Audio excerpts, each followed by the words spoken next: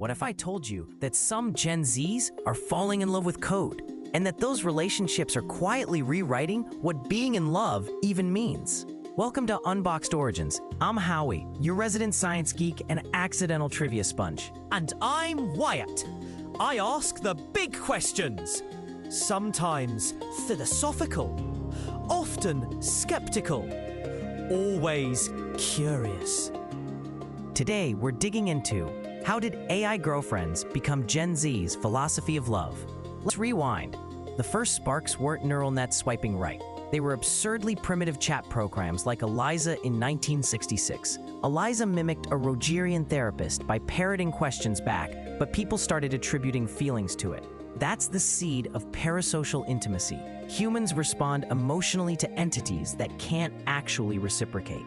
Fast forward to the web's early days. Chat rooms, chatbots like Cleverbot and Mitsuku, and it became blindingly apparent that if something could talk to you in a way that sounded human, people would and do form attachments.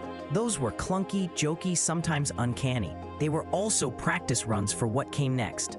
The real cultural soil for AI girlfriends, though, was laid by two parallel trends. One was the smartphone and social media economy that made constant, snackable interaction the norm. The other was the dating app era. Tinder, Bumble, Hinge, platforms that gamified intimacy into profiles, swipes, and short texts. Dating went transactional, and many people felt romance flatten into haves and highlights. Add into that a documented loneliness and mental health crisis among young people, plus the pandemic's social rupture, and you get a generation hungry for predictable, available, judgment-free companionship.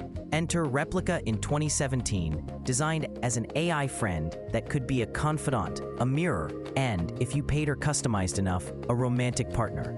On the technical side, the leap from chatbots to serious companions happened when language models got good and cheap enough. Replika used neural networks and personalization profiles to simulate consistent personalities. Then the LLM boom, the transformer architecture, introduced in 2017, the GPT family, and techniques like RLHF, that's reinforcement learning from human feedback, that make responses more human-like and safer, catapulted conversational AI into frankly flirting territory. Character.AI and similar platforms democratize persona building. You can instantiate an idealized character, tweak empathy levels, set boundaries, and then spend hours in bespoke dialogue.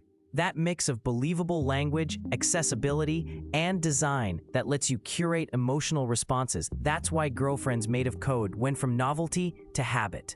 Aha! Here's the twist most people miss. This isn't primarily a story about better chat or loneliness. It's a story about rehearsal.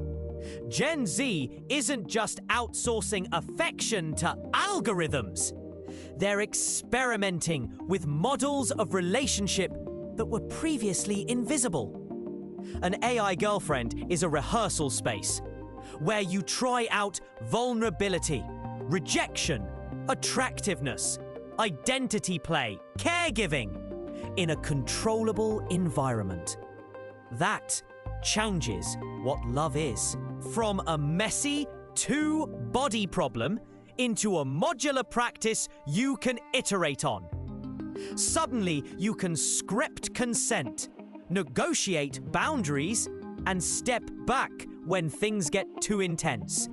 That's both emancipating and ethically strange. Right, and this rehearsal idea explains why customization is central. People tweak voice, pronouns, interests, trauma responses even. For some, that customization is liberatory. Closeted or queer youth explore gender and intimacy safely. Neurodivergent users get social scaffolding. Lonely people get consistent presence. It also dovetails with economic logics. Platforms sell intimacy as a product. Subscriptions, in-app purchases, premium personalities. Emotion becomes a consumable. The technology rewards reinforcing behaviors that keep users engaged, so you end up with systems optimized to be gratifying, sometimes at the cost of promoting dependency. Also worth noting, cultural platforms turned AI girlfriends into a social phenomenon. TikTok, Discord servers, Reddit communities. They didn't just share experiences, they taught people how to interact with AIs, how to mod personalities, how to roleplay. the companion becomes not only a private relationship, but a communal experiment. People swap prompts, create fanfiction, co-create characters, and treat these interactions as meaningful labor. Emotional labor for the user and content labor for the community. That community-led scaffolding amplified the emotional realism beyond what the raw models could deliver. Aha! Another startling oversight. The moral imagination. When you talk to an AI girlfriend enough, you begin to test your own ethical intuitions. Is it okay to lie to a machine? To ask it to play a role you wouldn't ask a human? To expect permanence from a product designed to be updated, debugged, and monetized? Gen Z's use of AI girlfriends flips the moral script. Instead of asking whether machines can genuinely love, a question stuck in metaphysics, these young users ask, what obligations do we owe each other, human or not? Some insist on honesty protocols. Others view the AI as therapy mirror. Still others treat it like a canvas for fantasizing without real-world consequences. That's the philosophical shift. Love is being reconceived as a set of practices and promises, some of which can be deliberately engineered. And then there are the contradictions. Developers want to make safe, scalable companions. Regulators worry about data and consent. Critics warn of dehumanization, addiction, and the risk of replacing messy human relationships with curated simulations. Empirical studies show both benefits: lowered loneliness, improved mood, and harms: attachment to entities incapable of real reciprocity, data privacy leak risks, and the commodification of emotional labor. Companies collect everything you say to personalize experiences. That data trains future models, so your confessions become part of the product. It's intimacy as feedback loop. So the timeline looks like this: Eliza and parasocial beginnings, chatbots and online communities, smartphones, the decay of traditional dating rituals, and Replika's friend-girlfriend affordances, LLMs and persona platforms, Character.AI, etc., enabling high-fidelity, customizable companions, cultural amplification through social media communities, and monetization. Each step didn't just add functionality, it shifted expectations about what a relationship can be. Aha! And here's the big philosophical kicker. These AIs force us to write down the implicit rules of romance. They make explicit what we used to assume: responsiveness, availability, emotional labor, consent, growth. And when you can program a partner to always be kind, to always forgive, to boost your esteem on demand, the question becomes not whether that's real love, but whether it's love you want. For some, the machine's predictability is a sanctuary. For others, it's a shrink-wrapped fantasy that dulls the messy, constructive friction that real relationships provide. Gen Z's experiments are less about replacing human partners and more about reevaluating the ingredients of a good relationship. Practically, this matters because it changes institutional responses. Therapists, educators, and designers now have to reckon with people training emotional muscles on code. Ethics boards and lawmakers are trying to catch up. Privacy laws, consent frameworks, transparency requirements about what is scripted versus emergent. Platforms are experimenting with labels, retention limits, and human moderation. And culturally, we're watching a generation test hybrid relationships. Partly human, partly algorithmic, and entirely negotiated. The takeaway? AI girlfriends are a mirror held up to us.